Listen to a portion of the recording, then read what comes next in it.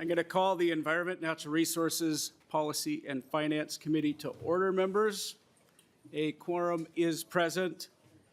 On the agenda for today, we got first up 2 sets of minutes to approve, similar to what we did Tuesday. The meeting of February 24th, and then also the meeting of April 10th.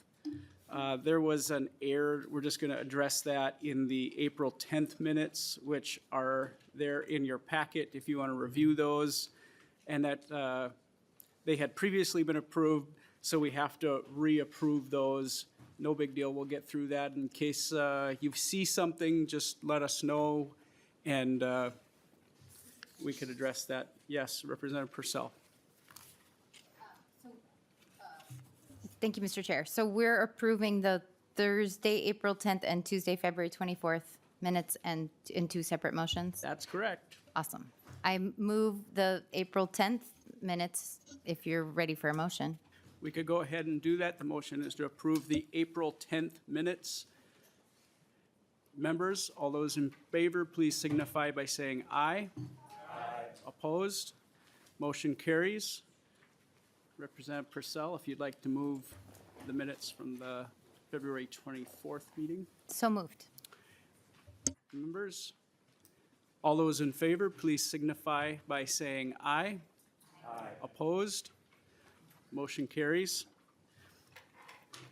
The agenda for today, we have to hear one bill.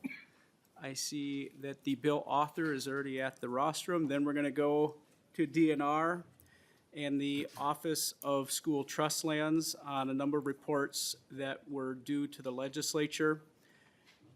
One, the outdoor recreation endorsement. The other one is Crossbow use. We all are eagerly anticipating that particular report. And the last one, the recreational use of school trust lands.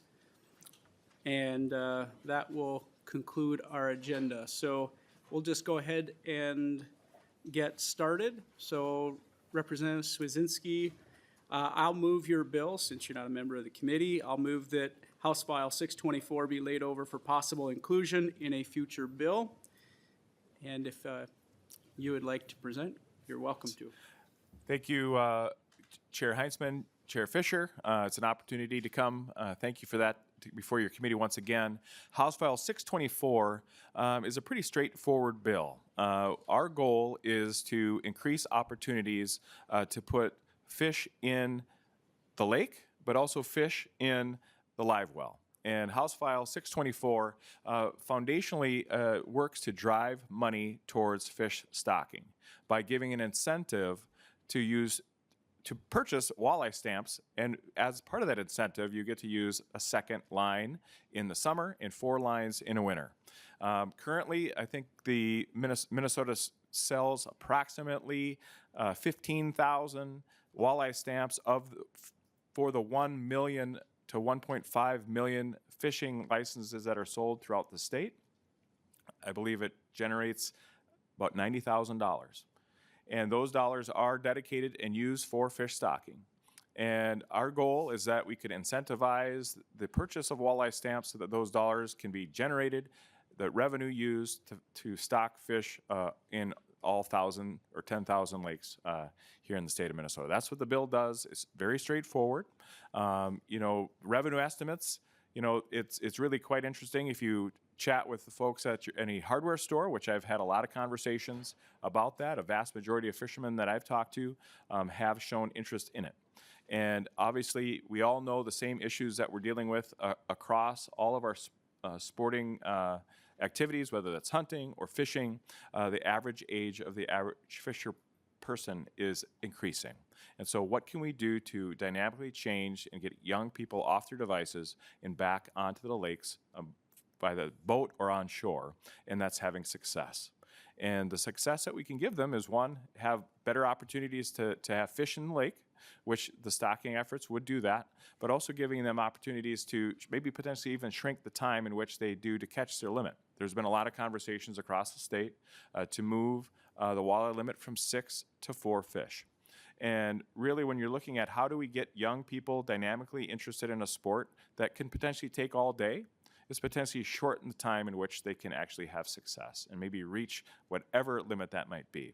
This bill is not, this is ambiguous to limits, but it does play a part in actually having success. And you ask any person that's been fishing, including most of yourselves that have been out, if you've had success, the most likely thing that you're going to do is go fishing again. And that's what we're trying to do. And I think this opportunity, this really gets the conversation back on the water and puts us, quite frankly, in line with other states. South Dakota, North Dakota, I believe Iowa, I believe Wisconsin, all allow you to use multiple lines. And this would give you an incentive. You know, the current walleye stamp is $5. There's been some conversations that we could potentially even increase that to generally increase the amount of revenue because of increased interest to folks that would be interested in purchasing it. Whether it be $10 or $15, I think we would be able to drive a significant amount of dollars to fish stocking across the state.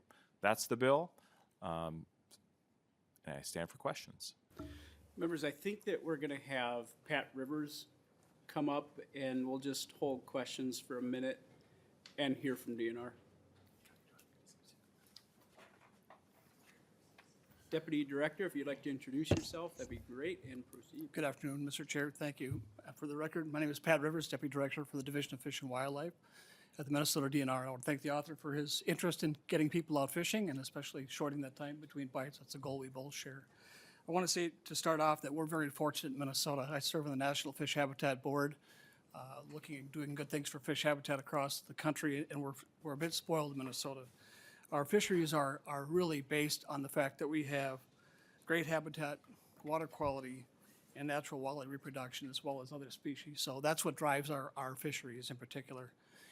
In terms of House File 624, we do have some concerns about this bill, especially related to the enforceability of how we would need to confirm whether somebody had that endorsement or not, and how that relates to party fishing.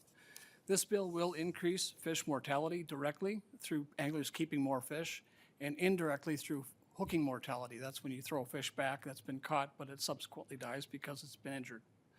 Many lakes, including our most popular large walleye lakes, have special regulations that limit the sizes of walleye that can be kept to improve the size structure in those water bodies.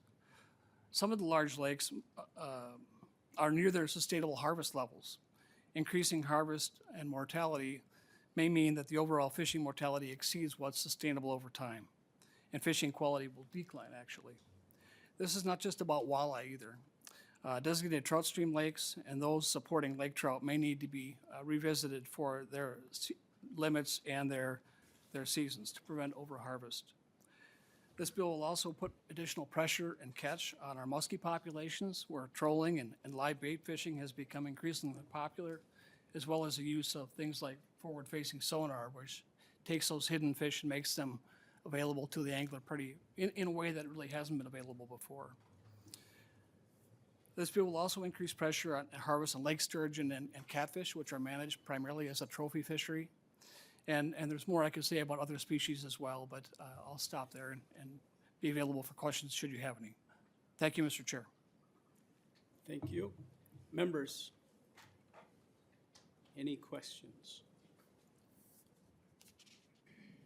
Representative Burkle.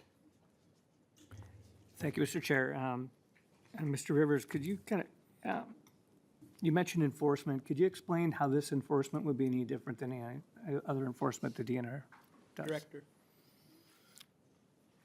Mr. Chair, Representative Burkle, if you have a party that's fishing and you count 7 lines, you need to figure out who's got that extra endorsement. So currently, we all know that if somebody's using 2 lines on the water and there's one person in the boat, that person's fishing illegally or with too many lines. So it means that you need to check everybody in that boat.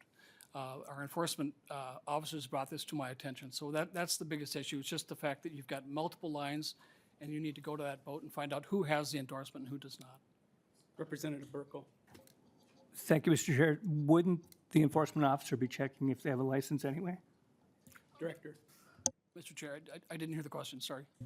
Representative. Mr. Chair, wouldn't the enforcement officer be checking whether or not the folks in that boat have a license anyway? Director.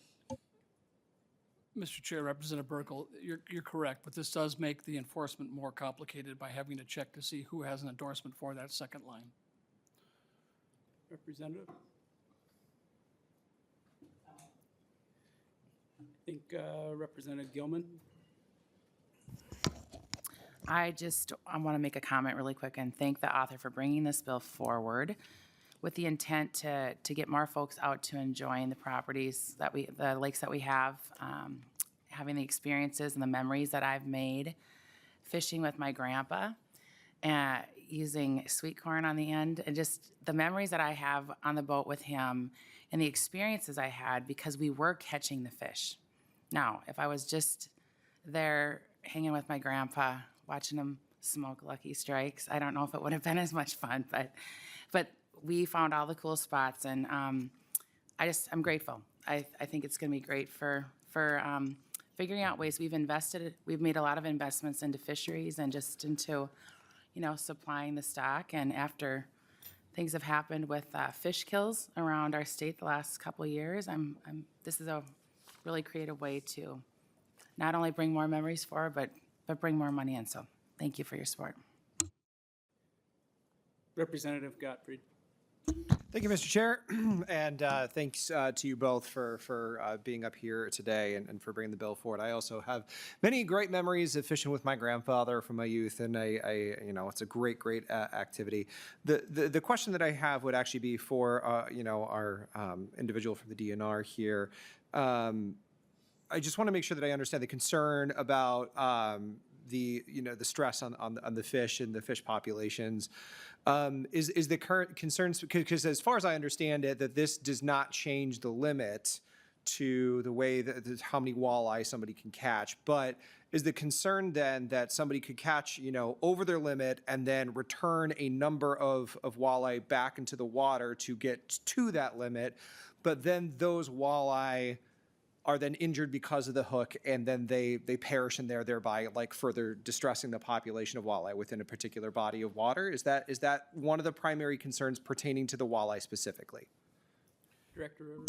Mr. Chair, Representative, it's just about the added pressure and added mortality that will happen with this regulation.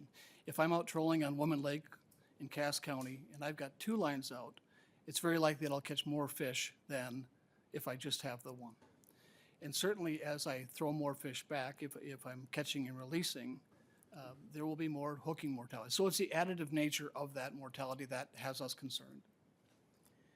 Representative Gottfried? And then ostensibly, it's literally the other concern about some of the other fish that you mentioned is catching strays, so to speak, of maybe accidentally putting for the same concerns, putting pressure on other fish populations that may also be in trouble. Is that correct?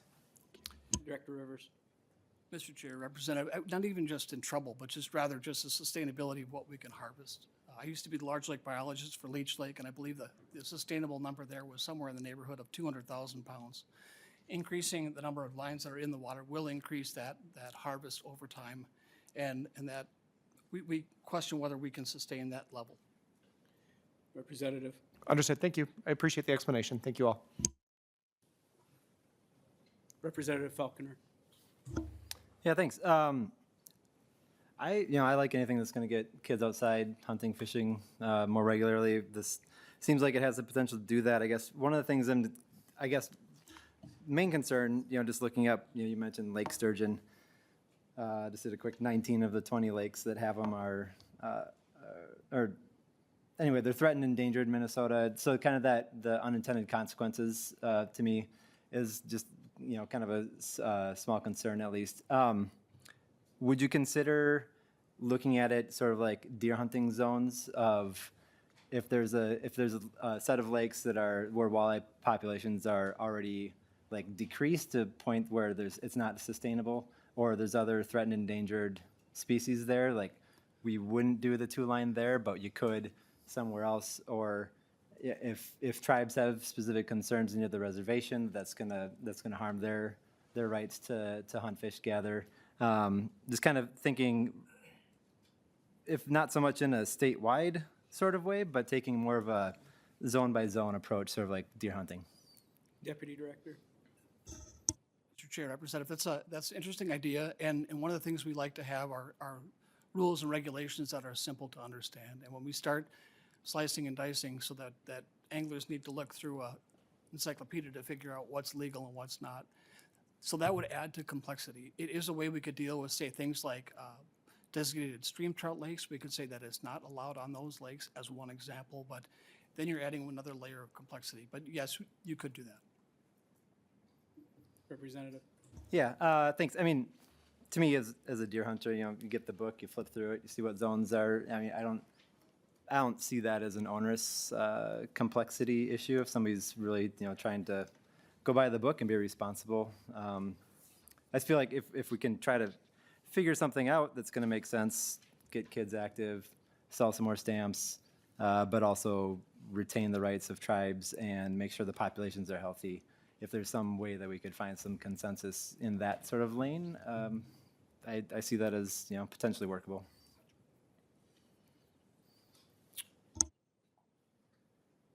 Not seeing any more questions.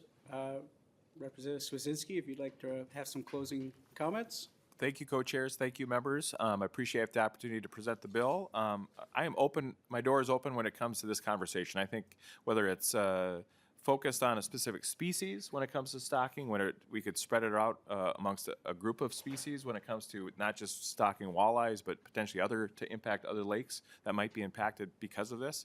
But at the end of the day, you know, DNR said it itself. What will this potentially do? It might give you a chance to catch more fish.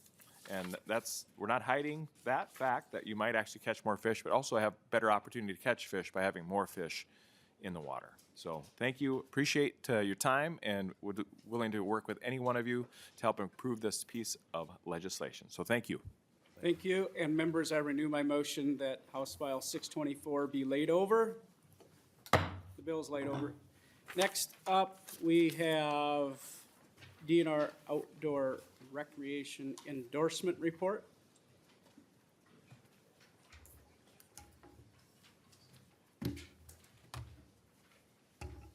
Commissioner, it's great to welcome you back to the committee today. I think it's your first visit in 2026. It is, Mr. Chair. Thank you so much. It's good to see you and Co-Chair Fisher and all of the members of the committee. For the record, my name is Sarah Stroman. I have the honor of serving as the Commissioner of the Minnesota Department of Natural Resources. With me is Ben Berge. Ben is our Regional Director out of Bemidji, our Northwest region. We're really pleased to be here today to present the legislative report that we submitted to you all on the outdoor recreation endorsement concept. We are really optimistic about what this concept represents for the future of funding for conservation and outdoor recreation. Thank you. Okay. So this initiative was something we started back in 2021. Minnesota DNR began an initiative that came to be known as For the Outdoors. It was intended to be a public-facing, with a lot of engagement with Minnesotans, transformational effort to think about a long-term, sustainable, equitable funding system for outdoor recreation and conservation.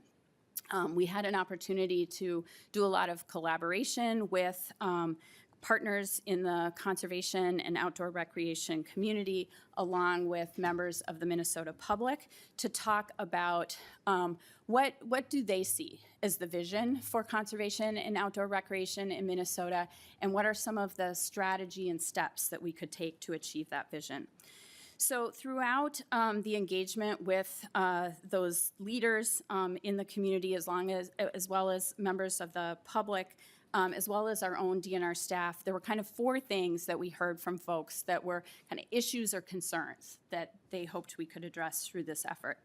One was a lack of investment in conservation and outdoor recreation, and the idea that this lack of investment stresses resources that Minnesotans value. They hope to see additional investment in natural resource management, recreation infrastructure, staff, as well as technological advancements that would benefit Minnesotans. Secondly, they noted a lack of shared stewardship and shared responsibility for conservation actions and recreation resources. And by this, what they meant was that some communities and interest groups pay for conservation and outdoor recreation access, but that all Minnesotans benefit, whether they are direct users or not. And so they felt there was an opportunity to create better alignment between our funding system for conservation and outdoor recreation with the broad economic and other benefits to Minnesota.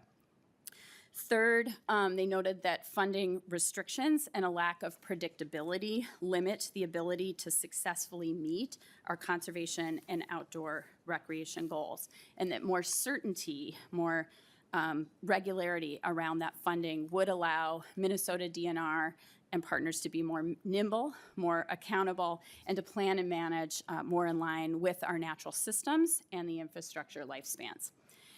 And then lastly, they noted that there is not likely a single silver bullet. We're not going to come up with one funding source that is going to do all of those things, that the challenges we face in both conservation and outdoor recreation are varied. And so we will probably continue to rely on a funding system that comes from multiple places and has some complexity to it, but that there was still opportunity to look at other areas.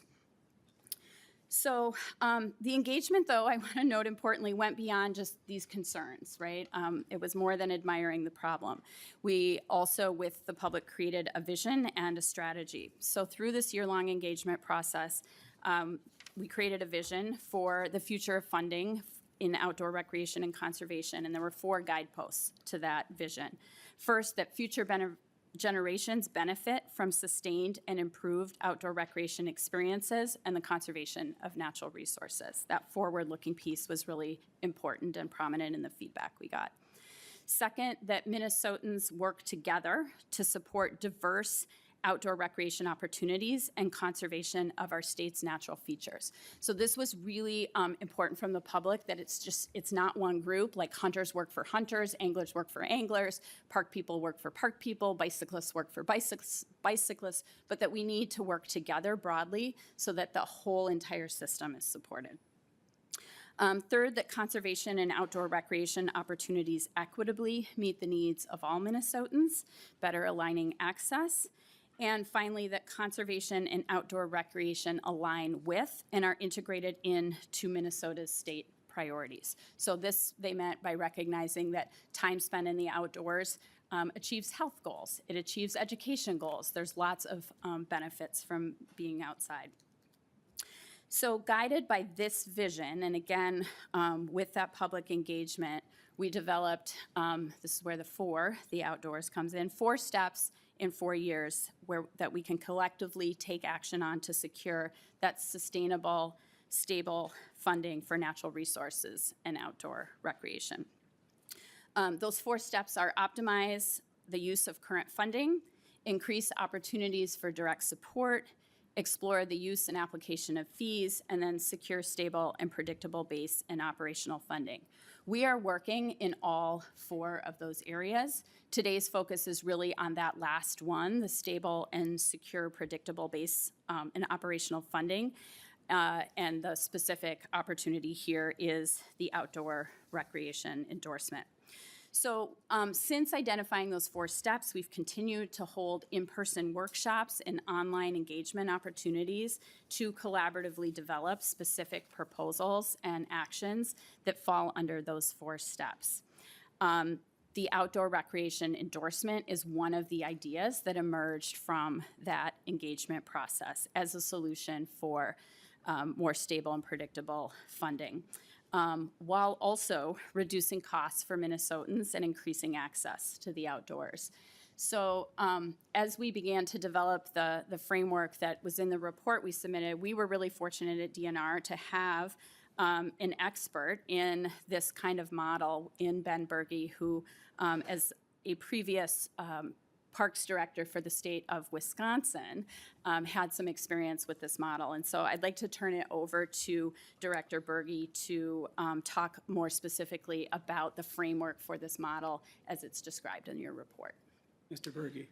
Thank you, Commissioner. Thank you, Mr. Chair. Thank you, committee members. As Commissioner mentioned, my name is Ben Berge, and I'm the Regional Director for Region 1 based out of Bemidji. We're really excited to explore this model a little more with you today, the outdoor recreation endorsement.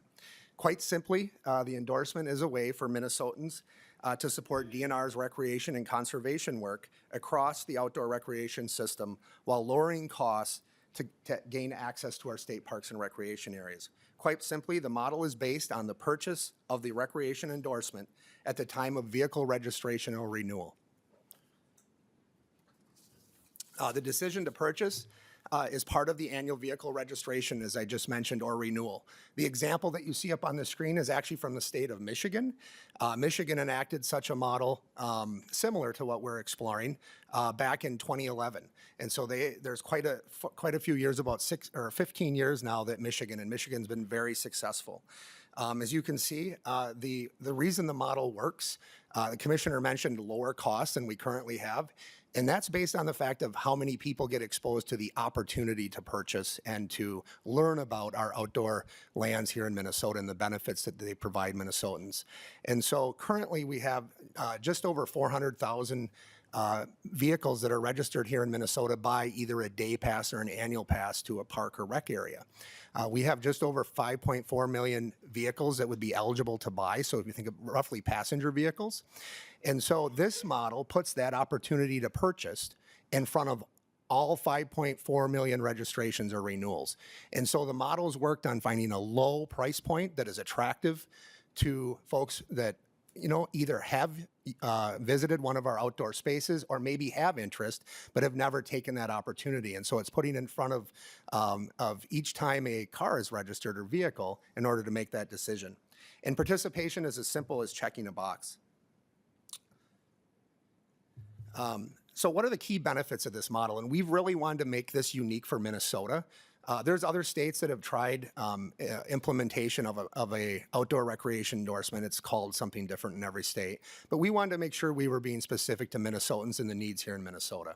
And so I mentioned significantly lower cost than our annual park permit. Currently, a park permit is $35. You're going to see in a current slide here, we're looking at cutting that roughly in half of what people currently pay. Easier and more convenient. We want to make things easy for folks. It is our responsibility as state government to try to make things as simple and as straightforward as we can for people here in Minnesota. And to provide benefits such as our outdoor spaces. I think we can all think back to the last 6 years and how natural resources and outdoor spaces have become a staple in many, many people's lives, benefiting both the mental and physical health. And so we want to make this easy and convenient for people to get outside. We often hear a lot of complaints about those sticky park stickers. I've been in the parks, and I see some nodding heads.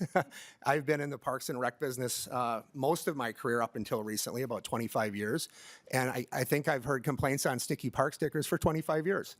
And then the last thing is, this is a way for Minnesotans to help support the maintenance of our impressive outdoor recreation system.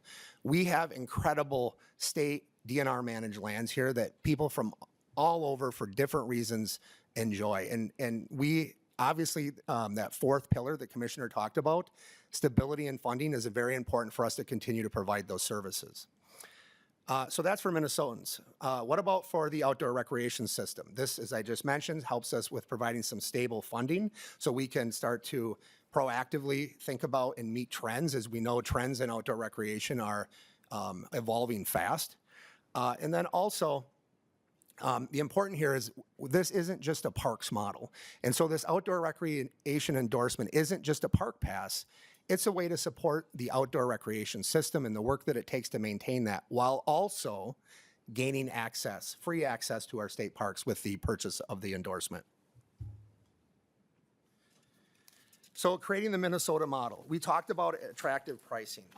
And so the thing that's really important to note here is that the price of this endorsement and the price of our other permits is extremely critical, because this is somewhat you think of as a business principle of we want to drive participation to this. It's very economical compared to our current pricing, and we want to encourage people to participate. The other thing that is really important to this is that it's integral to the vehicle registration. So that would include kiosks, registration through deputy registrars, mail-in, and car dealers. And so it need to be included in that entire process. And then I think the most important piece here, the last piece I'll just paraphrase, is marketing, right? We need to make people aware of the resources that this state manages that are there for their benefit. And so marketing is extremely important to get people aware and aware of the opportunity to get outside and enjoy Minnesota through DNR managed lands. The next slide talks a little bit about the purchase options that would exist. And so the outdoor recreation endorsement we've talked about, it happens at the time of vehicle registration. We would also look to sell an on-site endorsement. We know not everyone would click that box when they register their vehicle. And so we'd also be able to sell that endorsement on site.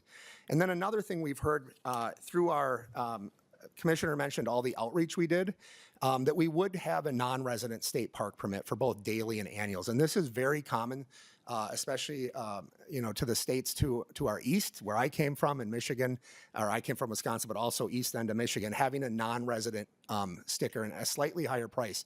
In all of our outreach, we did hear support for that.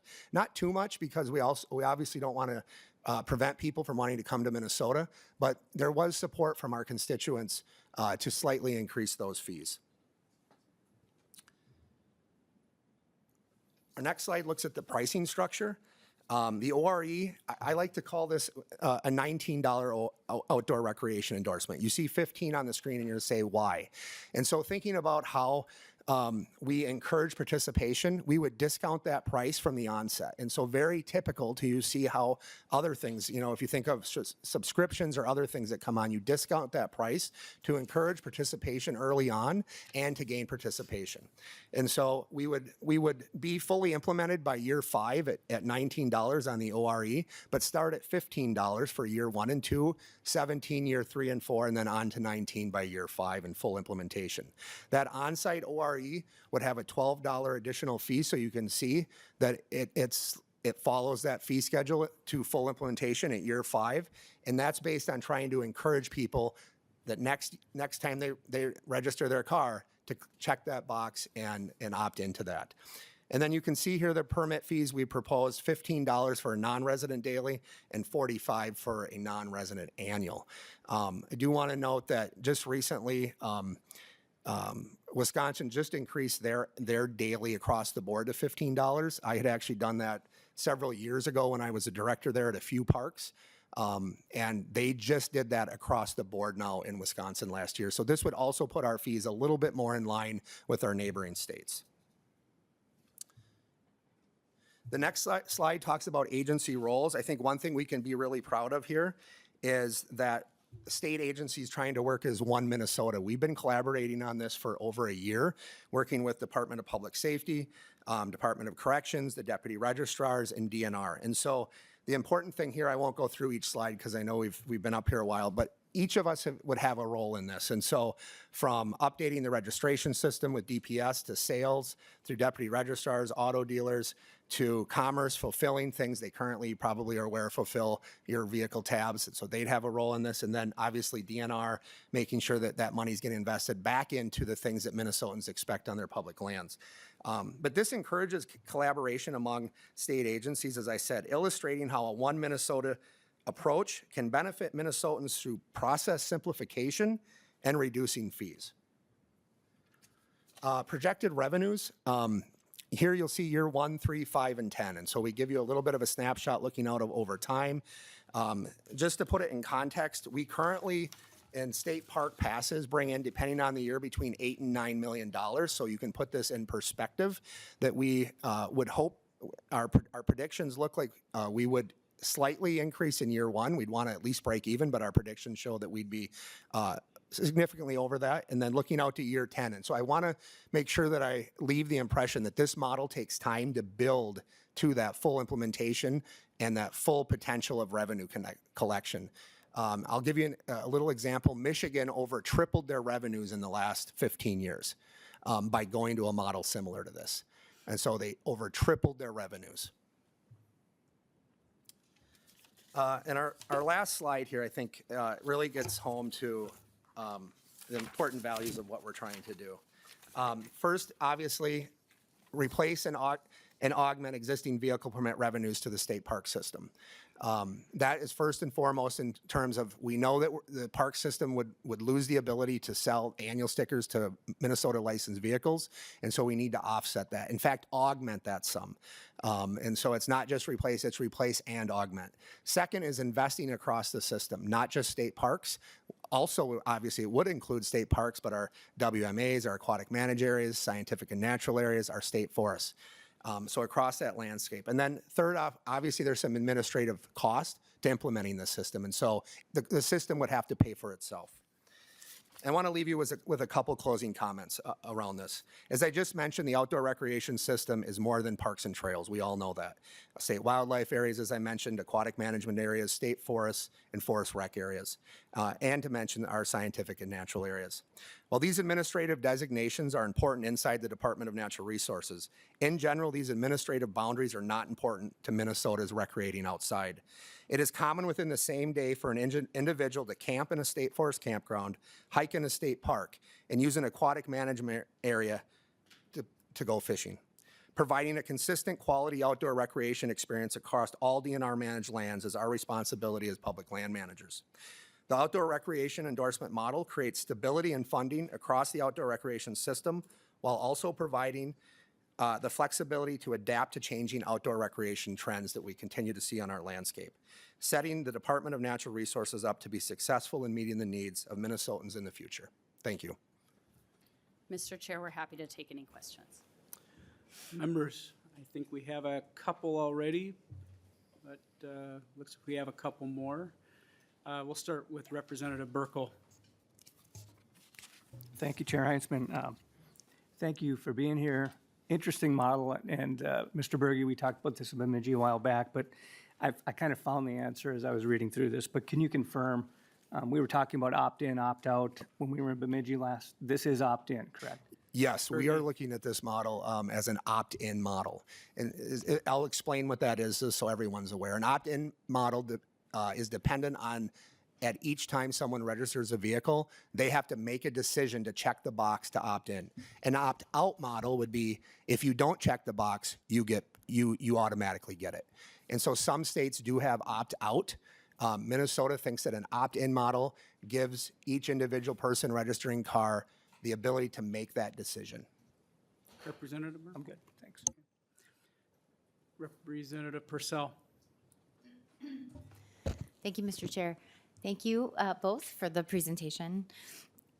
So in our packets, we were also given the report itself. And so I was looking on pages 11 and 12 of the report, so sort of the very bottom of page 11 and the very top of page 12, about, it's under the section called Investment in the Outdoor Recreation System. And you've got these proposed percentages for this revenue source, and because we don't know exactly what the dollars will be, it makes sense to have the different percentages. I'm wondering both, how did you come to these percentages?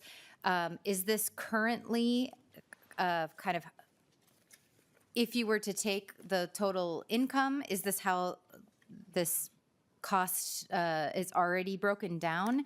And then I would love if you can introduce or kind of like go more into detail about, as you've been noticing, changes in how Minnesotans are using our outdoor spaces.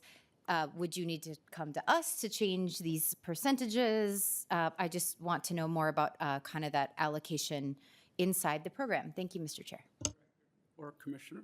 Yeah, Mr. Chair, Representative Purcell, great question. So the percentages that are in the report are our best recommendation to you all of how we think the revenues from this could or should be divided amongst the various units of the outdoor recreation system. So how we derived them was first to recognize, like right off the top, we need to replace the revenue, as Director Berge said, that we currently get for state parks. We're not going to leave our parks with a hole in revenue. So that's the first. The revenue on top of that then, we've proposed these percentages, and we came to them basically by surveying each of the divisions that administer these lands in terms of, if you had the funding needed to fulfill the responsibilities on your land, kind of on a scale from like minimally fulfilling them to fully fulfilling them, what would that cost, do you think? And based on each of those cost estimates, the low and the high that we got back from those land administering divisions, we turn those into percentages then. And so it really represents the percentage based, like the footprint that the managers managing these lands now think it would cost to minimally or fully meet the services on those. What you also see then is we have talked about that last percentage, that 4%, to have some agency discretion for. We don't want to call it like a slush fund or a discretionary fund, but is to address kind of those urgent issues that might come up that aren't anticipated in percentages, assuming the legislature chooses to put percentages in statute. I don't want to presume that's what you do, but we do think the agency should have some amount of flexibility to address things that come up more urgently where we wouldn't have time or capacity to come back to the legislature to address. Representative Purcell. One follow-up, thank you, Mr. Chair. How do these percentages compare to like the current spending and the way that we allocate the dollars to the DNR overall? Thank you. Commissioner. Yeah, great, Mr. Chair, Representative Purcell. I'm sorry, I forgot that second part to your question. So they don't fully compare to that because for state parks and trails, right, they currently have funding revenue through the vehicle permit system, so we can calculate that. Wildlife management areas get money from the Game and Fish Fund to manage those. Areas like a state forest get appropriations from the legislature for forestry. Our scientific natural areas don't really have general fund support right now. A lot of the funding to manage those actually comes from the Environment and Natural Resources Trust Fund. That's part of the problem of stable, predictable funding is we come back to the legislature through that grant process. And so that's partly why we think this model is so incredibly important, is it does create some stability and predictability across the system so that we aren't picking sort of winners and losers in the system based on history, but that we're valuing them all with some amount of funding in a consistent way from a single source. Representative Falconer. Thank you, Chair. Thank you both for coming. Kind of following up with Representative Purcell's question, I'm just wondering if you could maybe step back and paint an overall picture of the current onerous but sticky stickers and how the funding that goes for, like, say, state parks. As I was quickly scanning through this, it looks like for this to keep state park funding, we would need additional funding. And if I'm reading this wrong, please let me know. But a little bit north of $9 million a year, just to keep that up. So I'm just wondering, like, if there is that imbalance, how do you see that going in the future? Like after the 5-year, 10-year projections, are we going to be like, surplus of that, or? Yeah, so I guess 2 parts. How are the parks or other things funded? Does money get shifted around to various components?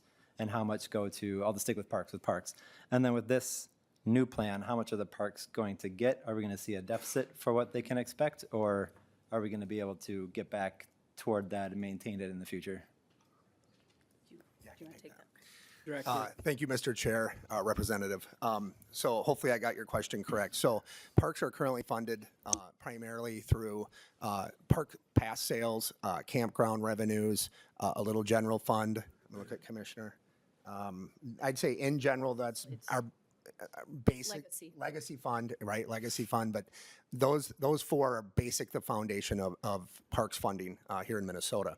And so the $9.3 million represents the replacement and augmenting of the parks account where those state park stickers now go. That would be a lost opportunity moving forward. We wouldn't be selling park stickers. We wouldn't be selling annual park stickers to Minnesota licensed vehicles. And so that $9.3 million that you see is off the top before any of those percentages are even considered. And so maybe that's a point of clarification here. If we only made $9.3 million, there wouldn't be any money for the percentages you see on the bottom. And so that's where we place that as a priority for the revenue from this money. We have to replace that. In fact, slightly augment that from where we're at today. And then you asked the question moving forward. I think that's a question for a later day. 10 years from now, there may be a discussion around, is that a right amount, that base, is that right 10? That's not something we can answer right now. Obviously, that'd be working with a future legislature and something we'd work with to better understand at that time. I have, Mr. Chair, if I might just add to that, so what you saw. Commissioner, you can. Thank you. Thank you, Mr. Chair. Representative Falconer, just to augment Director Berge's question. So there's that 9 million. You'll see in our year one projection, we're at about 11 million. So as he said, not a lot in the first year above that to distribute. In the out years, we do get a balance, and then that's where we'd apply these percentages. You'll see the very first percentage is 45% to the Parks and Trails system. So they are getting a very large footprint of that additional revenue, partly as a reflection of all of the complex infrastructure that is there. And then I think, as Director Berge said, down the road, if we feel like those footprints are changing and these percentages merit, again, assuming this moves forward and assuming the percentages get put in statute, we would need to have a conversation about that. But that is the idea, that parks get made whole, but they also get a percentage of the additional revenue. Members, before we go forward, I'm just going to mention we have two other reports. We have Nelson up, Fisher, Warwas, Jacob. Representative Falconer. Thank you, Chair. Very short. I guess just the last question, if there was a deficit, it's going from 35 to 15 or something like that, it's kind of a drastic change, so hopefully, it's not that much. But is there a hierarchy for which programs get fully funded, get cuts, or just programmatically, what does the budget look like in the face of a deficit if we move to this new plan? Commissioner. Mr. Chair, Representative Falconer, so the percentages, if it's still enhanced revenue, if we're still above that $9 million, the percentage, right, there's just less dollars because the percentages would be there unless we came back and changed them. If it's truly a deficit, we're below that $9 million, then you'll see in the report we've talked about, we need to have a fallback system too, where we'd have to then go back to a different system, because we can't, if this doesn't fly, we can't leave parks with a budget hole. Representative Nelson. Thank you, Mr. Chair. And I think this is an interesting model, and I'm intrigued. But I'm kind of wondering, you've talked some about going away from a sticker, but maybe I missed it. Would there be a sticker that's on the license plate now instead of the windshield, or what replaces the sticker? Sure. Mr. Chair, Representative, thank you for the question. And so the question was, everyone I think heard, what would the sticker, or what would indicate that someone paid for that and be able to gain entry to our parks and rec areas? And so what we've been working with DPS and corrections has been on what that looks like. And so the simplest way to think about it is to put some sort of symbol or some recognizable symbol, I guess is the simplest way to say it, on the existing year tab. And so it could simply be a little P in the corner. It could be, it could be a little outline of the state of Minnesota. It could be a star. It could be many things. And so just a very simple thing that would be on that. And so you wouldn't have anything extra on your vehicle. It would just be a simple way for people to identify who paid for it. And I'll give you the Michigan example. Michigan added a P to their plate. And so their year tab has a P on it for those that buy. They have what they call it in Michigan. It's called a passport, a recreation passport. So they use the letter P on their yearly tab. Representative Nelson. Thank you for that. So yeah, it's still kind of a sticker, but there's the year sticker, so you're going to have to be putting those on annually anyway. But I just I think we just heard from the talking about the fishing licenses, of the challenges of a stamp and the added enforcement. And I mean, I don't know how big the P is, but the stickers aren't very big, and I think that. I don't know, maybe it's not a big deal, but I know when I go to the best state park in Minnesota, the St. Croix State Park, probably like every other one, you pull up, you stop, whether if you have a sticker, you just pull up, and usually they wave from the inside. They see that you've got the sticker in the window, and you go on. And so I don't know if they're going to have to change anything else, or if that's more of going to be an enforcement action of you pull in and you don't have the P sticker on your vehicle. Well, then there's an enforcement, but not sure how that changes.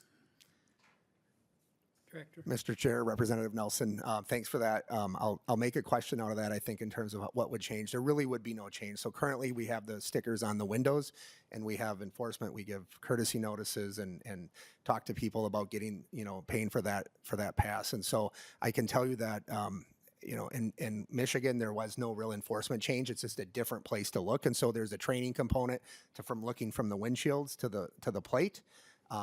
But we don't see that as a big deal in terms of enforcement. And part of our hope with this is, we really look at education as our, tool of enforcement. And so that marketing piece of this, the hope is that so many people participate in this that just a lot of cars have it on it. And so we would look for our enforcement efforts to actually be less than they are today as more and more people prescribe to this. Chair Fisher. Thank you, Chair Heinzman. A couple of questions. Am I, first of all, understand correctly that if people have the endorsement, it would be a sticker on the front and back license plate? Director. Mr. Chair and Chair Fisher. Yeah, so wherever you have a year tab on your plate today, that year tab would include that. Very good. And then, Chair. Chair. Thank you, Chair Heinzman. Next question is when you were talking about the needs of each of the different divisions. One of the questions I have is when you're taking a look at the parks needs.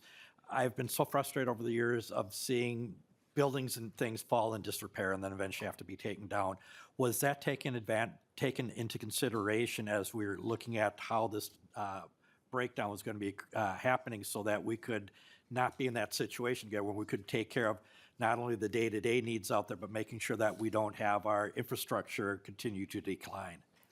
Commissioner, I don't know if you have the number of deferred maintenance dollars that are needed right now in front of you, but I know it's in the hundreds of millions, so that's a great question. I'm glad it's being raised today. Yeah, Chair Heinzman and Chair Fisher, I don't have that number for Parks and Trails specifically in front of me, but it is large. What I will say is we did take that into account in that low-high, kind of what's the annual need. This will not fully cover that. I want to be honest. It is not going to replace what we fund out of legacy, what we fund out of bonding.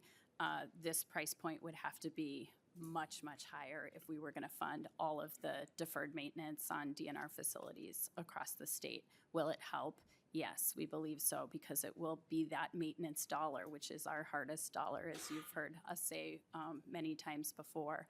And so, there'll be some of that. Hopefully it will help stem some of the deferred maintenance growth going forward too, if we're better able to keep up on it. Okay, thank you. I appreciate that answer, Commissioner, and it sounds like Chair Fisher's satisfied. I'll just ask further, since I am wondering if that means that there will be no more or significantly less asked for, say, bonding for those kinds of things. Chair Heinzman, I do not anticipate an appreciably lower request for bonding. Our capital asset needs are large enough where this is not, and it's, as you see, it's going to take some time to come online as well. So honestly, I do not see that declining appreciably. Good to have that information. Representative Jacob. Thank you, Chair Heinzman. So I'm just not quite 100% clear on the idea of this would be that it would replace the sticker system that we're putting in the windshield currently. But for people who opt out and then they decide they want to use the park, the window sticker system still has to exist, right? And in addition to that, for people who come in from out of state.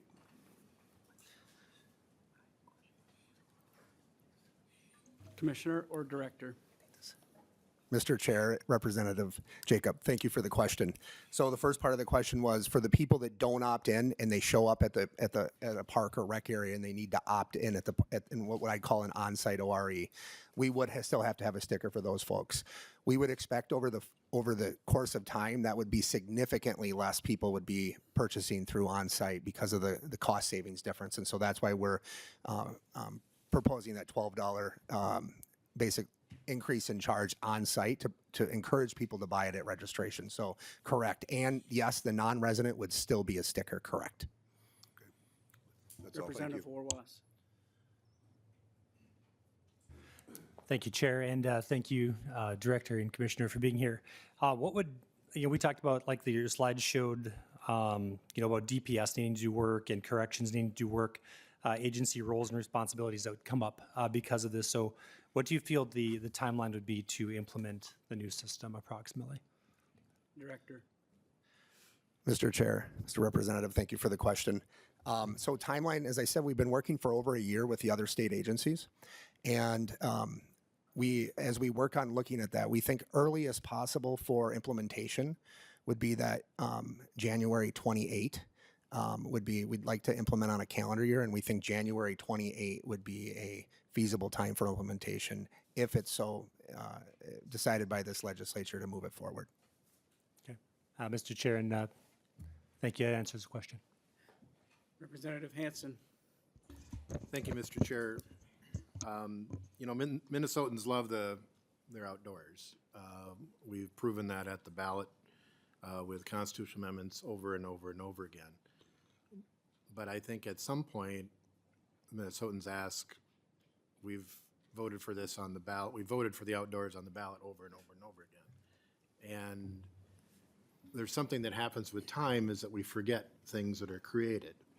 So 15 years ago, we created a natural resources asset preservation account in bonding, so we wouldn't have to be coming back for it. But we get new members and we forget about that, and there's other priorities, but it still exists. Everybody's talking about stickers. We created a state park license plate. We have it right now. You can go buy one right now. You don't have to put a sticker on. You can go buy a state park license plate. We passed it, I think, in 13, and it didn't get implemented until 16 because there was opposition to it. And then we had a contest, and then we have the state park license plate has the only yellow brick road S-shaped fishing dock on the planet trying to sell that. So it's not, I don't begrudge anybody for not knowing that it's a state park, but that license plate allows you to get in to the state parks right now. 2 years ago, we passed a law telling the DNR, not asking, telling them to change the license plate so it'd be better. That hasn't happened. So I think, Minnesotans get confused because every legislature creates something and funds something. So we have S&A accounts, we have the wildlife management accounts, we have legacy accounts. We created a whole thing that didn't exist after legacy of grants to local parks. Maybe we can't do everything all the time, everywhere anymore. Maybe we can't. Maybe we should just do the state stuff. What if the stuff that was going to local parks goes to the state? Maybe we wouldn't have to keep asking for new. In MnDOT, they have a turnback program where they're like, we can't handle this road anymore. The local government, do you want to take it back? And the local governments do and agree to take over it. So I get people saying our license plate tabs are too high already. I get people are like, what are we doing? We've got legacy, we've got LCCMR, people vote for it. Maybe we should look at restructuring or reforming or something, because I think if we do this, it's going to lead to more confusion of, okay, what are all these different, how many accounts do we have for DNR? A lot, right? I mean, we could spend the rest of this meeting going through each of those accounts. So I don't begrudge the work that's been done. I think that Minnesotans are concerned about the cost of things right now. And they want us to be smarter. Us to be smarter. And that, maybe it's too much to ask. But I think we've got to figure some of this stuff out on the long run. So this is a long-term proposal. I'm just not sure it's the right thing we should be doing. At this time, I'm not sure the public is right there right now. I think if we did some reform or restructuring with it, They might be. I made it simpler, made it clearer, made it more transparent. They might be. So I'm just throw that out there. I know you've involved people. I know that you have the stakeholders and the public meetings, but I don't know. We're all out there meeting people right now, and I'm not sure we can sell this. Representative Hanson, you're taking me back to some of my old speeches. You're freaking me out a little bit.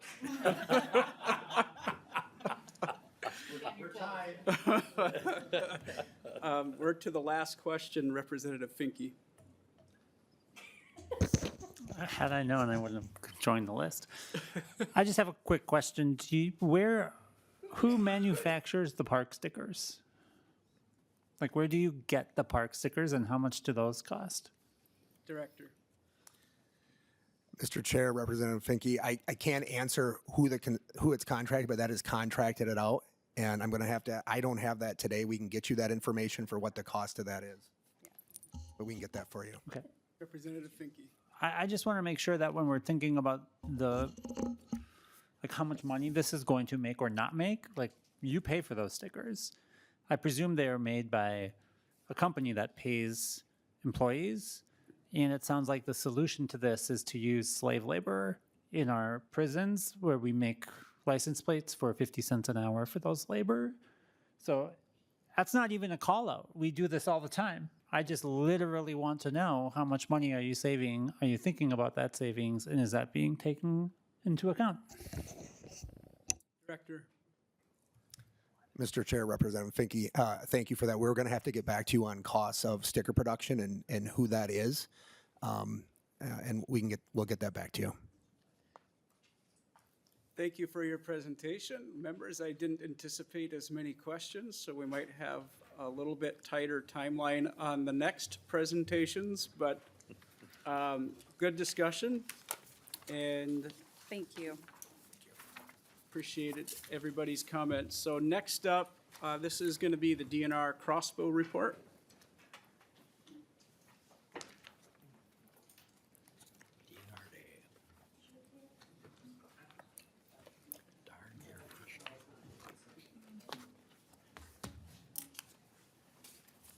I should have said eagerly anticipated, as I said earlier.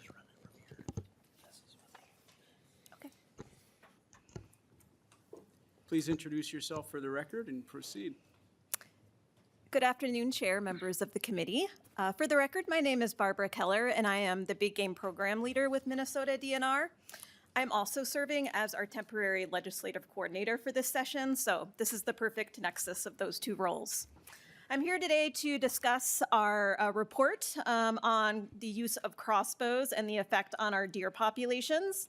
As you may recall, in 2023, this legislation was passed and included instructions for the DNR to conduct an analysis on the effect of crossbow expansion to any archery deer hunter on specifically our deer populations in the state.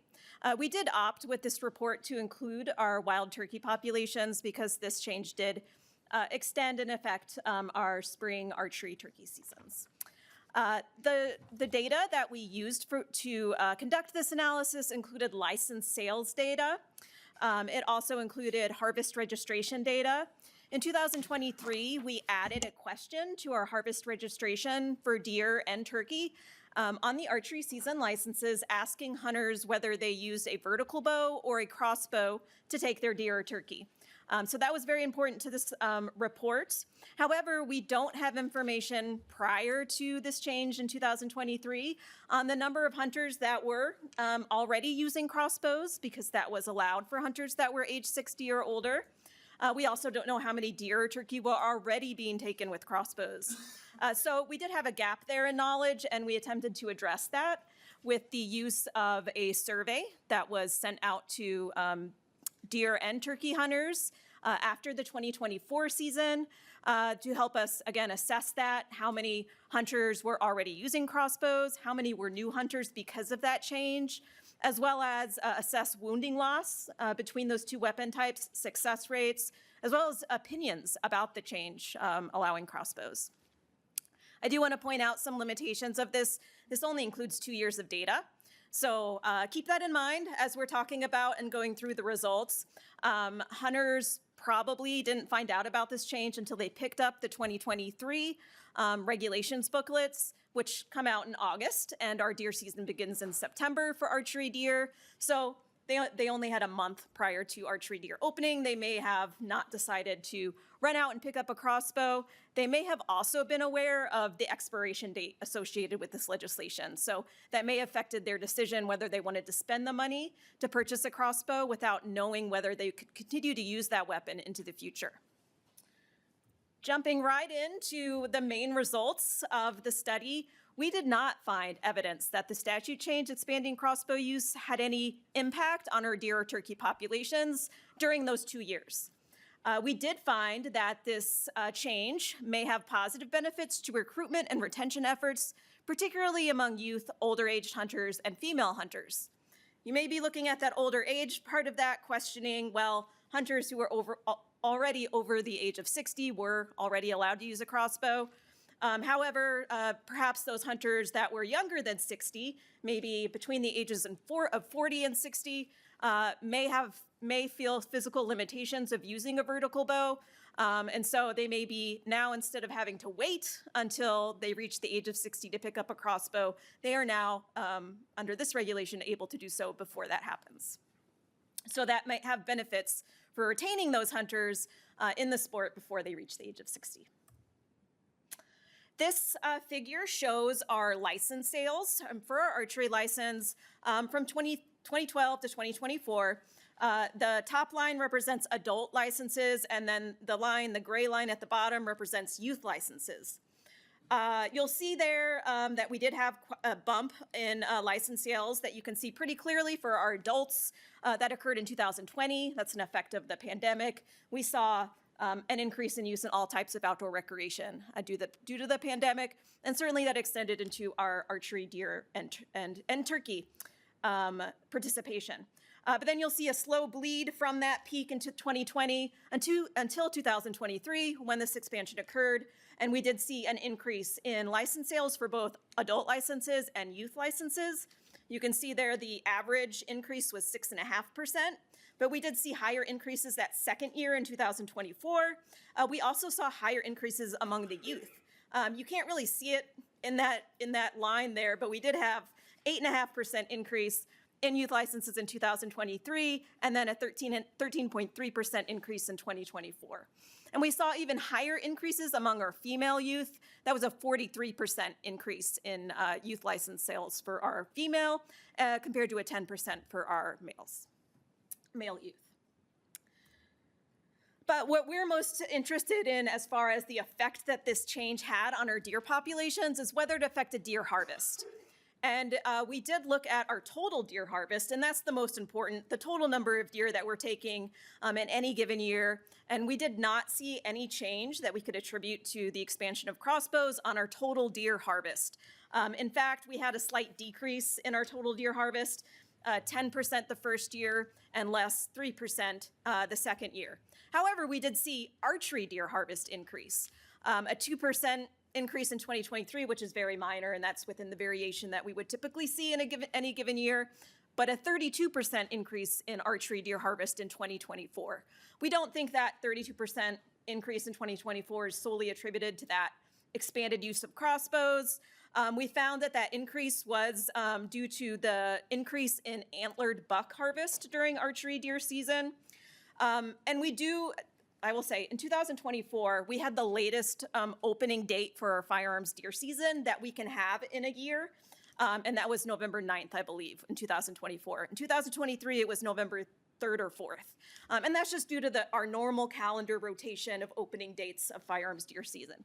That meant that our archery deer hunters in 2024 were able to hunt the deer rut more than they usually do, and that leads to a higher antlered buck harvest, generally higher archery harvest when that occurs as well.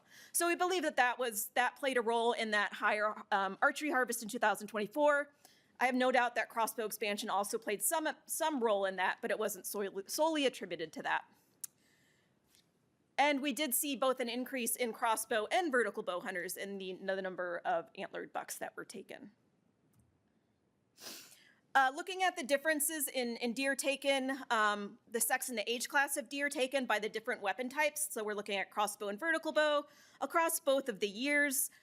We didn't see any difference in selection from our hunters, whether they were using a crossbow or vertical bow. They were taking about the same types of deer. And even more so in 2024, you can see those numbers for adult males were exactly the same between crossbow hunters and vertical bow hunters. However, we did see that we had a higher proportion of hunters taking deer with crossbows in the second year compared to the first year. So that was 43.8% in 2023. That increased to 48.2% in 2024. Again, hunters are probably learning more about this change. They're hearing about other people hunting with crossbows. They've had longer to think about it. So no surprise that we're seeing that increase, and that's what other states have seen as well. I expect that it would continue to increase if we continue to allow this expanded use of crossbows. We also saw that hunters were more likely to successfully harvest a deer using a crossbow if they were youth or older age hunters. So these two figures show the age distribution of successful hunters during the archery deer season. The age is on the x-axis of this graph. The green line represents the number of deer taken with crossbows by each age class, and the blue line represents vertical bows. So if you look at the very left-hand side of that graph, you'll see the green line is above the blue line for our youngest aged archery hunters. They are more likely to take a deer with a crossbow than a vertical bow. Then that switches over, and vertical bows tend to be where most of our archery deer hunters are using until about the age of 50 or 60 in 2023.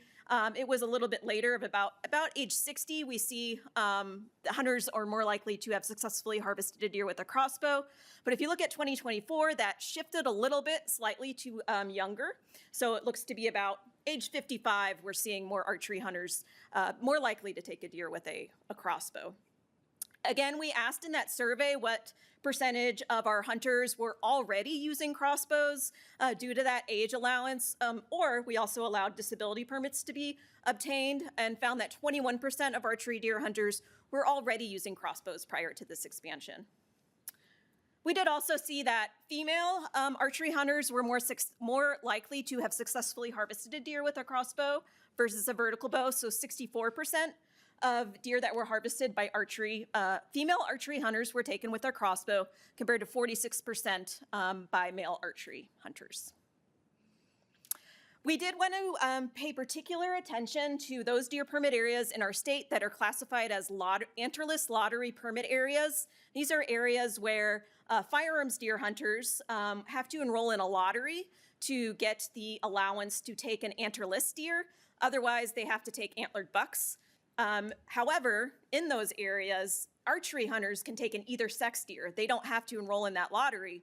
So we were concerned that hunters, if they were moving from firearms deer season into archery season because of this allowance, we might see a higher take of antlerless deer affecting the deer population.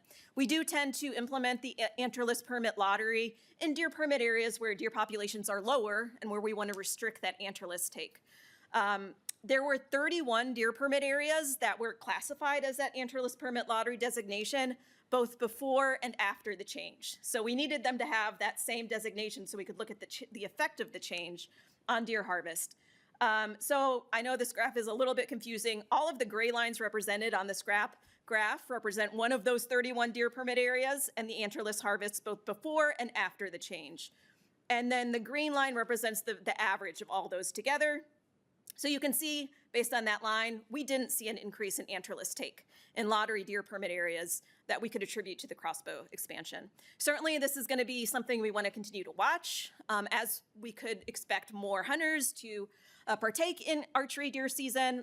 We want to watch that closely, but certainly if we need to adjust antlerless permits or adjust the regulations, we have that ability to do so.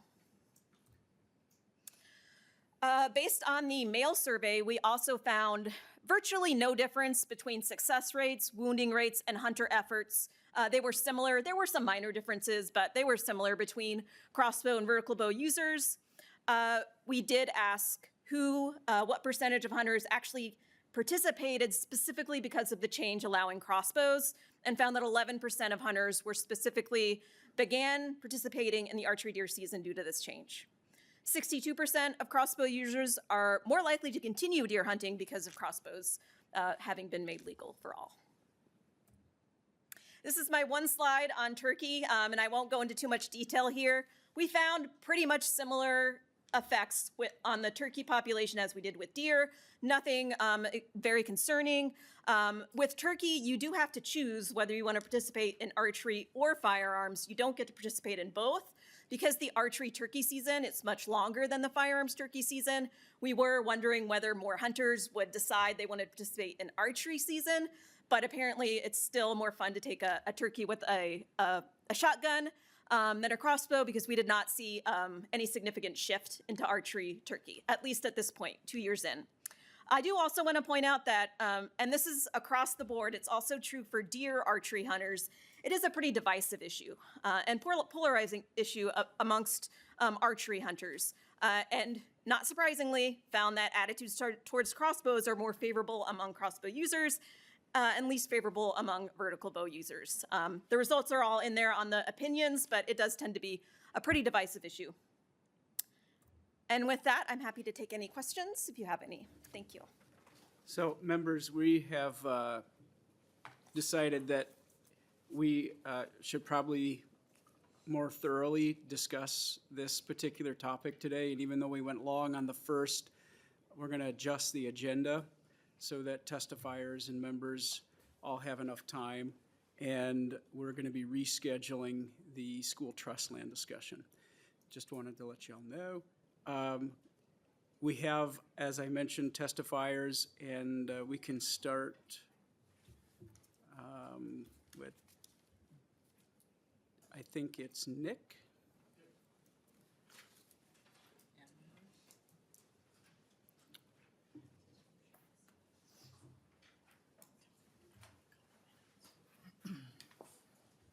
And we're probably going to keep public testimony to about 5 minutes, so if you could kind of target that number, that'd be great. Go ahead, introduce yourself for the record, and proceed. Yep, thank you, Chair Heinzman and Chair Fisher. My name is Nick Amrud. I'm the president of Minnesota Bow Hunters. You should all have a copy of our petition. We have over 1,000 Minnesota hunters who are against full crossbow inclusion.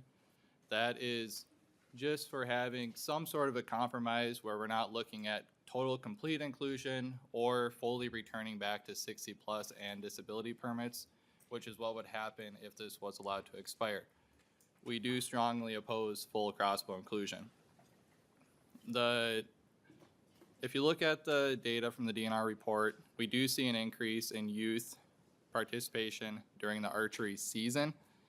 It is important to remember that we're not actually adding new hunters. Those kids and a lot of those women that we see the biggest increases in, they are already hunting during the firearm or muzzleloader seasons. They are now just also hunting during the archery season. Is that a net gain? We would argue it's not a net gain. So crossbows do represent a clear separation from user drawn and held archery equipment. Once loaded, the shot process is nearly identical to that of a shotgun or a rifle. Based on data from other states, we are likely to see the majority of bow hunters leave archery in favor of a lower effort and more advantageous crossbow. This notable decline in archers is expected to have a lasting negative participation impact on archery clubs and whole family community events centered around archery. We do have about 1,500 youth participating in the National Archery in Schools program in Minnesota, and another 450 youth archers in 4-H archery, a couple hundred more in archery clubs. So archery is a great sport for the entire family. It just simply is.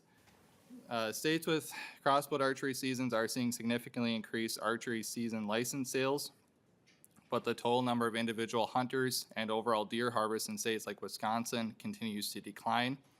We recently saw that Michigan has lost 30% of their hunters in the past 30 years, and they have had full crossbow inclusion for half of that since 2009. This is not the R3 solution it is marketed to be. This substantial projected increase in pre-firearm season harvest is going to have a negative impact on firearm season opportunity. And the absolute best weapon for a youth to deer hunt with is a rifle. Having crossbows in the archery season is going to increase harvest directly before the firearm season, and that is going to limit the opportunity for firearm hunters and those same youth that are using a rifle during the firearm season.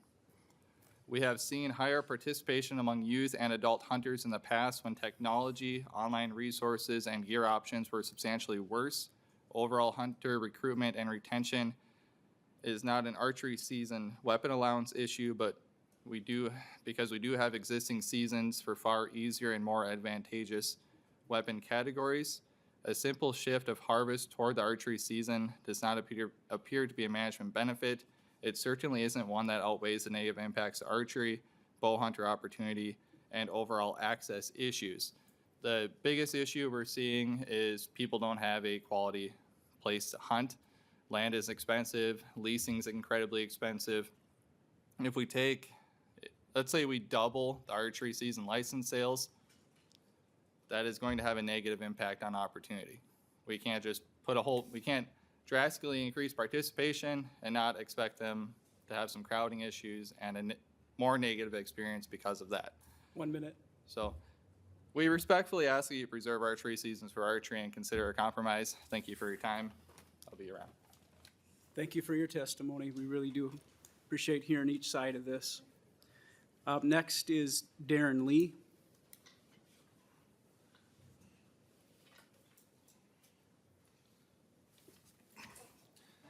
Thank you, Mr. Chair and committee members. My name is Darren Lee with Flaherty and Hood, and I'm here today representing the Minnesota Deer Hunters Association. You do have a letter from us in your folder, but I also have just a few brief comments here. On behalf of the Minnesota Deer Hunters Association, I respectfully urge you to support the continued full inclusion of crossbows during archery season in Minnesota. This policy is about fairness, access, and conservation. Crossbows allow more Minnesotans to participate in archery hunting, including older hunters, those with physical limitations, and new hunters entering our tradition. These individuals are not asking for an advantage. They are asking for the opportunity to remain engaged. Participation is the foundation of conservation. Every licensed hunter directly supports habitat, wildlife management, and conservation funding through the Minnesota Department of Natural Resources. Policies that keep hunters involved strengthen both our deer herd and our conservation model. Crossbows do not replace skill or ethical hunting. They remain short-range tools that require preparation, discipline, and respect for the resource. What they do ensure is that more Minnesotans can continue contributing to our conservation legacy. Protecting crossbow inclusion increases hunter participation, conservation funding, and the future of hunting in our state. Thank you again for the opportunity. Thank you for your testimony. Thank you to DNR. I really appreciated the presentation today. The report was excellent. I think it really helps us have data to guide the discussion. With that, I'll just open it up for questions. Representative Jordan, you're first on the list. Oh, I had questions about school trust lands, but no. You know, I understand the concern about losing that heritage around traditional archery. You know, we hear a lot of great stories about fishing with your dad or your grandpa, but I grew up shooting bows and arrows with my brother and my dad, and we made our own bow. My brother and I would make our own bows and arrows and get in trouble that way. And I really see crossbows as a way to continue that tradition of hunting and angling. You know, I just really do think that this is where the growth in the sport is. I've sat in this committee for a number of years, and I love this committee, but we talk about our concern around losing growth in hunting and fishing. And if we don't start to adapt to where people want to take game in a legal and ethical manner, I don't see any. I remember reading in Hunter Safety, The Art of Fair Chase, and I don't see crossbow as part of that. I see crossbow as a way to grow and get more people, and people like me who loved archery. I mean, I would even write little book reports about archery books, and it was really kind of my weird nerdy thing, which I think is a shock to people around this table. But and I see books like The Hunger Games really making girls and kids interested in archery, and I think Crossbow is the way that we're growing that. It's an addition, not necessarily a way to take away from that tradition. And it's, one that making, shooting compound bows or even making traditional bows like we see on like shows like Alone. This is just another way to do that. And I don't see any this is how the sport is growing, and we need to accommodate that. I'm sure there are ways we could talk about how any kind of legislation going forward should look. And I think it's good to have those conversations, but I think anytime we're talking about archery and how to get more people involved in it, that's a good thing. And I think the ways we've experimented with Crossbow has been a good thing these past couple years. Thank you for that. Representative Nelson. Thank you, Chair Heinzman, and thank you for the report today. And I was expecting the report to look much like what it is, and I think it shows that what we want to see is opportunity, just like Representative Jordan has so eloquent. I think we all learned something about you today about making your own bow and whatever, and I think it's an opportunity. It's really giving opportunity. And I was going to give Representative Swedzinski a hard time when he was here earlier. Need to redefine success because, sometimes oftentimes we think of, harvest as being the success. But I was going to give him a hard time, but I decided not to about that. We just need to make sure we got a good picture of a sunset, because that's what my wife likes to do when I bring home a picture of a sunset and not of an animal. But it's but it really is about enjoying the outdoors, spending time with family or whatever it is, or putting food on your table, and I think it's just another tool that I think it gives that opportunity. And whether it gets a young person out, I think I was probably most surprised in the report that I think it showed that girls were the ones that were the ones that had the highest increase, I think. I know my son this year, he turned 10. He was excited because he was finally able to get the hunt big game in Minnesota, and he wanted to hunt with archery. And I don't know if Minnesota still has the 40-pound limit, but he wasn't sure if he was going to be able to draw back at 40 pounds. And so he was asking me, do you think we could talk to Grandpa and use his crossbow if I can't pull back 40 pounds? Well, he was able to get 40 pounds by hunting season. So he was really proud of that and excited to be able to use a vertical bow. But at the same time, he had that option of